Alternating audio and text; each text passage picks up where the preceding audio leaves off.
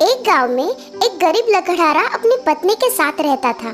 लकड़हारा लकड़ियां बेचकर अपना गुजारा करता था। लकड़हारा गरीब था पर दिल का बहुत अमीर था। अरे, यहाँ तो कौवे का घोंसला है। मुझे ये पेड़ नहीं काटना चाहिए। लकड़हारा रोज की तरह जंगल में लकड़ियां काट रहा था। तभी एक साधु उसके पास आया। सुनो बच्चे, क्या मुझे थोड़ा पानी मिल सकता है? हाँ हाँ महाराज, क्यों नहीं। ये लो।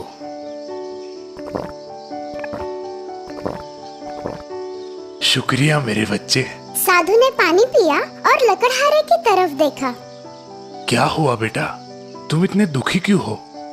महाराज, मैं गरीब हूँ, लकड़ियाँ बेचकर अपना गुजारा करता हूँ, लेकिन कई बार मुझे भूखे पेट ही सोना पड़ता है महाराज।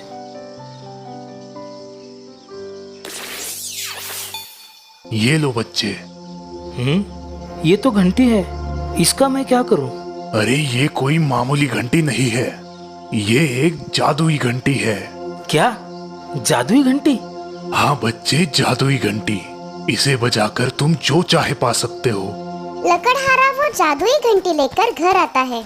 सुनो, देखो मुझे क्या मिला है। क्या है? क्यों चिल्ला रहे हो? ये देखो। ये क्या है? एक मामूली घंटी, उसमें इतना खुश होने की क्या बात है? अरे ये मामूली घंटी नहीं है, ये एक जादुई घंटी है। क्या? जादुई घंटी? तुम्हारा दिमाग तो ठीक है ना? अरे हाँ, ये एक जादुई घंटी है। देखना चाहती हो? बोलो बोलो, तुम्हें क्या चाहिए?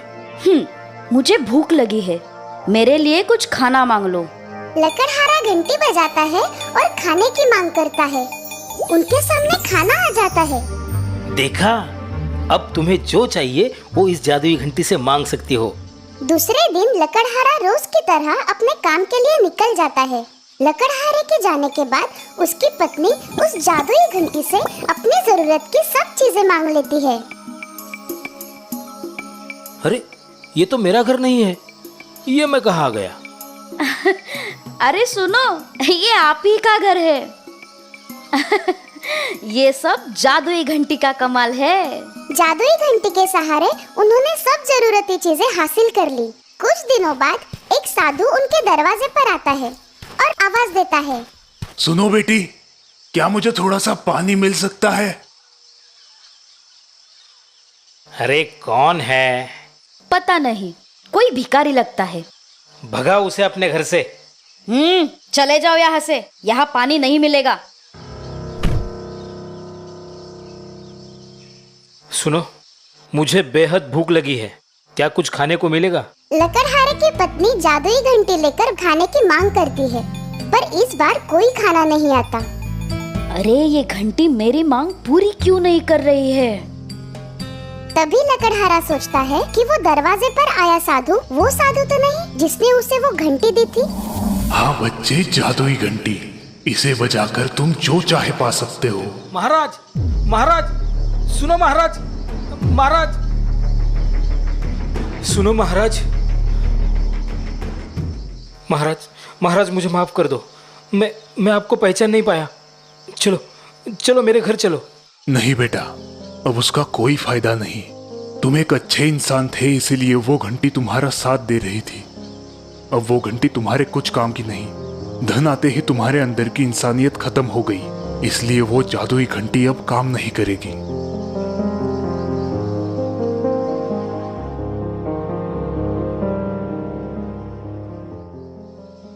तो दोस्तों, इस कहानी से हमें ये सीख मिलती है कि कभी भी हमें इंसानियत नहीं छोड़नी चाहिए, चाहे हम गरीब हो या अमीर।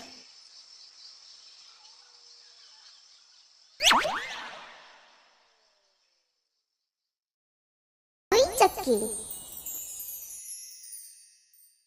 एक समय की बात है, एक छोटे से गांव में दो भाई रहते थे। एक बहुत ही अमीर व्यापारी था और दूसरा एक गरीब लकड़हारा। माँ, मुझे भूख लगी है। हाँ बेटा, पिताजी को आने दो, वो लकड़ी बेचने शहर गए हैं।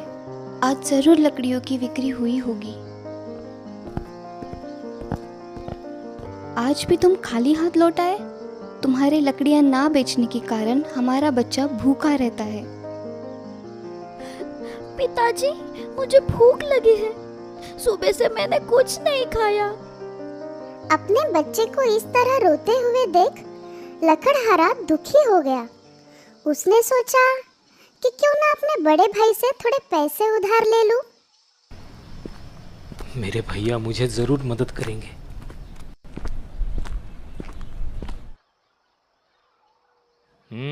फिर आ गए तुम। अब क्या चाहिए तुम्हें?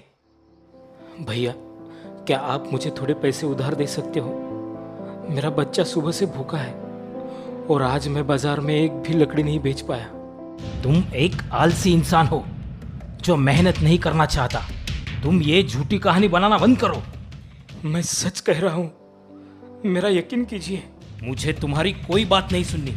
निकल जाओ मेरे घर से। लकड़हारा अपने घर खाली हाथ वापस नहीं जाना चाहता था, इसीलिए उसने सोचा क्यों ना जंगल में जाकर थोड़े से फल ढूंढ कर ले आए। जंगल में खाने की तलाश करते हुए उसने एक बूढ़े आदमी को देखा जो लकड़ियों का गट्ठा उठाने की कोशिश कर रहा था। सुनिए, मैं आपकी लकड़ियाँ उठाने में मदद कर देता हूँ।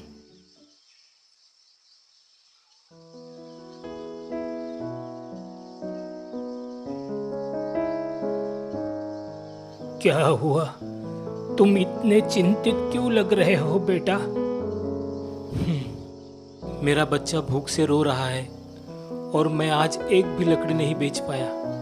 इतनी मेहनत करने के बावजूद भी मैं अपने परिवार को भरपेट खाना नहीं खिला पा रहा हूँ। लकड़हारे की कहानी सुनकर उस बूढ़े आदमी को बहुत ही दुख हुआ। उन्होंने लकड़हारे की मदद करने की सोची। शुक्रिया बेटा, मेरी मदद करने के लिए। मेरी मदद करने के बदले में तुम्हारे लिए मैं कुछ करना चाहता हूँ जिससे तुम भविष्य में बहुत ही तरक्की करोगे।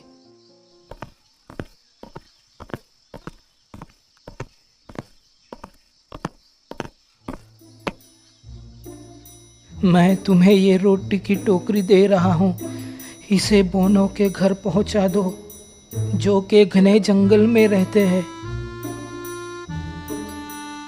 इस रास्ते से तुम आगे जाओ, तुम्हें 3 फल के पेड़ दिखाई देंगे। जैसे ही तुम और आगे बढ़ोगे तुम्हें एक छोटा सा घर दिखाई देगा। वो घर 2 बोनों का है। तुम्हारे हाथ में ये रोटी देखते ही वो तुम्हें तुम्हारी एक इच्छा पूरी करने का वरदान देंगे। तुम उनसे जादुई चक्की मांगना। जादुई चक्की? हाँ, वही तुम्हारे तकलीफों को दूर करेगी। लकड़हारे ने बूढ़े आदमी का शुक्रिया अदा किया और बोनो के घर के लिए निकल गया।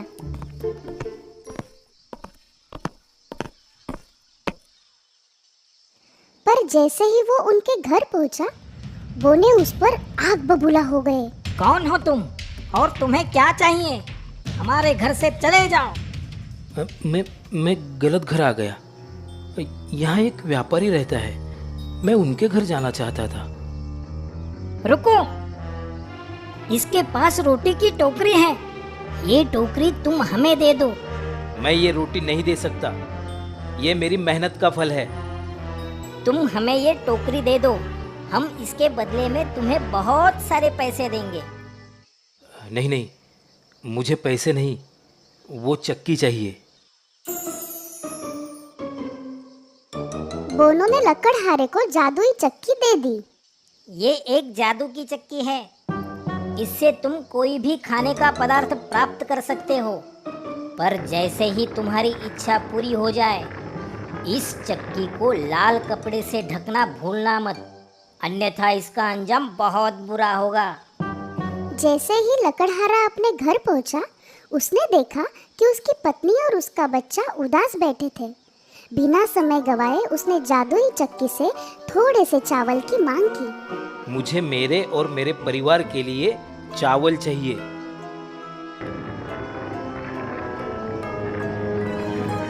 और उस जादुई चक्की ने उसकी ये मांग तुरंत पूरी कर दी। लकड़हारे के पूरे परिवार ने खुशी खुशी भरपेट खाना खाया। जादुई चक्की की मदद से लकड़हारे ने काफी अनाज का उत्पादन किया और हर रोज पास के बाजार में जाकर बेचने लगा। उसने अनाज बेचकर काफी पैसे कमा लिए, अपने लिए एक बड़ा सा घर बना लिया और हंसी खुशी से उसका परिवार वहां रहने लगा। लकड़हारे के बड़े भाई से उसकी तरक्की देखी नहीं गई। वो किसी भी हाल में उसकी तरक्की का रहस्य जानना चाहता था। तुम्हारे इस राज को मैं आज जान ही लूंगा और तुमसे ज्यादा अमीर बन जाऊंगा।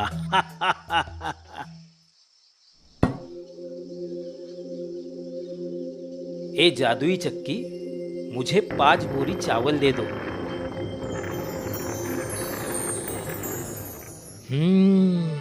तो ये कमाल जादुई चक्की का है। इसे चुरा कर तो मैं बहुत सारे पैसे कमा सकता हूँ। लकड़हारा जैसे ही बाजार के लिए निकला, बड़े भाई ने मौका देख जादुई चक्की चुरा ली।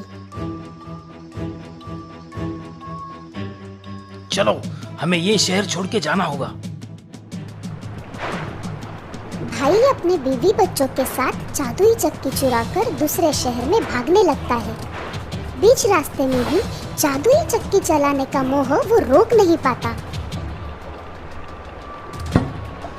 बड़े भाई ने अपनी आंखें बंद की और जादुई चक्की से नमक मांगा। तुरंत उसकी मांग पूरी हुई, पर नमक का ढेर बढ़ता गया और उसे इस बात का पता नहीं था कि चक्की को कैसे रोका जाए। आखिरकार नमक के ढेर ने उसे और उसकी नाव को डुबो दिया। तो दोस्तों, ये हमेशा याद रखें कि हमें किसी से ईर्ष्या नहीं करनी चाहिए।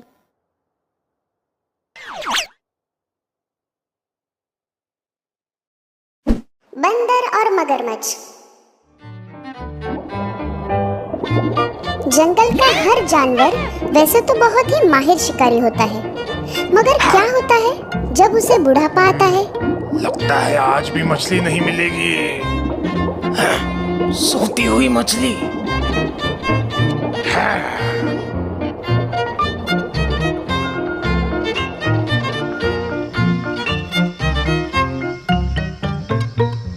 बस एक ही मछली। तुम अब बूढ़े हो चुके हो। तुम मेरा पेट ठीक से नहीं भर सकते। रोज मुझे भूखे पेट ही सोना पड़ता है। ये सुनकर मगरमच्छ को बहुत बुरा लगता है, लेकिन जैसे ही वो मछली पकड़ने की कोशिश करता, मछली उसके हाथ से निकल जाती थी। बहुत कोशिश करने के बाद मगरमच्छ थक गया और नदी किनारे पेड़ के नीचे सो गया। उस पेड़ पर एक बंदर जामुन खा रहा था। अरे वाह, जामुन! बंदर भाई, मुझे भी कुछ जामुन दे दो, बहुत भूख लगी है। हाँ हाँ, ये लो।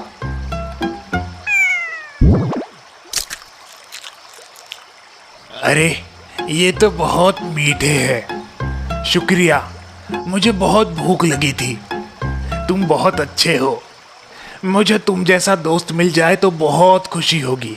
हाँ हाँ, क्यों नहीं। आज से मैं तुम्हारा दोस्त हूँ। मैं इसी पेड़ पर रहता हूँ। तुम्हें जब भी भूख लगे आ जाना, मैं तुम्हें जामुन तोड़कर दे दूंगा।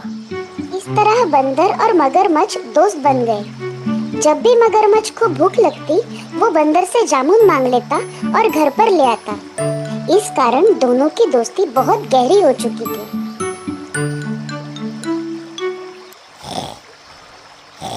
बंदर भाई, आज थोड़े ज्यादा जामुन मिलेंगे।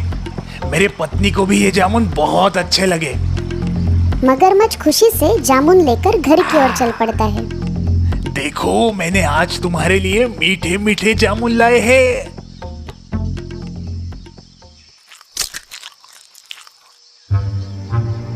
ये जामुन इतने मीठे हैं, तो जरा सोचो, तुम्हारा दोस्त तो रोज ये मीठे जामुन खाता है, तो वो कितना मीठा होगा।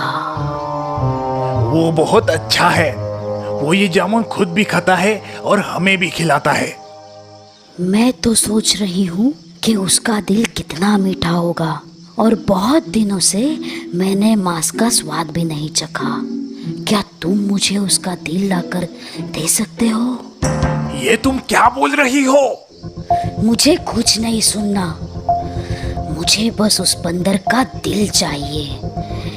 कितने दिनों तक ये जामुन खाएंगे हम? जाओ, जल्दी जाओ। हाँ? नहीं तो मैं कभी तुम्हें अपनी शक्ल नहीं दिखाऊंगी। नहीं नहीं, ऐसा मत करो। मैं तुम्हारे लिए उस बंदर का दिल जरूर लाऊंगा।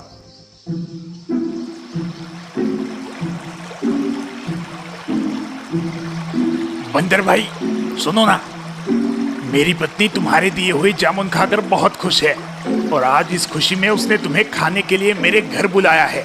आज हम तीनों साथ में भोजन करेंगे। अरे वाह, ये तो खुशी की बात है। बेचारा बंदर मगरमच्छ की बातों में आकर उसके साथ चल पड़ता है। रुको, पहले मुझे बताओ कि तुम्हारी पत्नी खाने में क्या बनाने वाली है? मैंने उसे बताया है कि तुम्हें केले बहुत पसंद है, तो उसने केले की सब्जी, पूरी और खीर बनाई है, वो भी सिर्फ तुम्हारे लिए। अरे वाह, आज तो बढ़िया दावत है। चलो जल्दी, मेरे मुंह में तो अभी से पानी आ रहा है।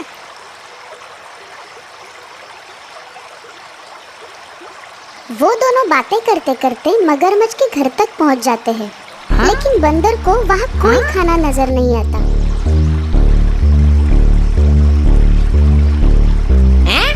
ये क्या? कहाँ है खाना? बेवकूफ बंदर, हमारे पास कोई खाना नहीं है। हम तो अब तुम्हें ही खाना बनाने वाले हैं। मेरी पत्नी ने सोचा तुम रोज मीठे जामुन खाते हो, तो तुम्हारा दिल कितना मीठा होगा। इसकी ये इच्छा पूरी करने के लिए मैं तुम्हें यहाँ लाया हूँ। बंदर डर जाता है पर बहुत ही होशियारी से काम लेता है। अच्छा, तो ऐसी बात है, क्यों नहीं, जरूर। मगर दोस्त, ये बात तुमने मुझे निकलने के पहले क्यों नहीं बोली? हम बंदर अपना दिल पेड़ पर संभाल कर रखते हैं। अब हमें उसे लेने वापस जाना होगा। तुम मुझे फिर से उस पेड़ के पास ले चलो। क्या? जाओ, अभी के अभी इसका दिल लेके आओ। पत्नी के चिल्लाते ही मगरमच्छ बंदर को फिर से पेड़ के पास ले आता है। बंदर पेड़ के पास पहुंचते ही झट से पेड़ पर चढ़ जाता है। अरे बेवकूफ मगरमच्छ, क्या कोई दिल बाहर निकाल कर भी जिंदा रह सकता है? मैंने तुझे अपना दोस्त समझा था, तुझे खाना दिया और तूने मेरी दोस्ती का ये सलाह दिया। अब ना तुम्हें दिल मिलेगा ना ही जामुन। चल निकल यहाँ से। इस तरह बंदर ने अपनी होशियारी से अपनी जान बचाई और मगरमच्छ अपनी दोस्ती और जामुन दोनों से हाथ धो बैठा। मगरमच्छ और उसकी पत्नी पर भूखे रहने की